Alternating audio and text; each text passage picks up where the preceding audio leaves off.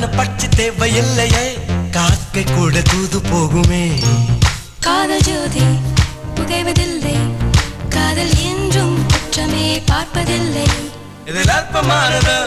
எதுவும் இல்லை இந்த நுட்பம் பொறுக்க புரியவில்லை காணும்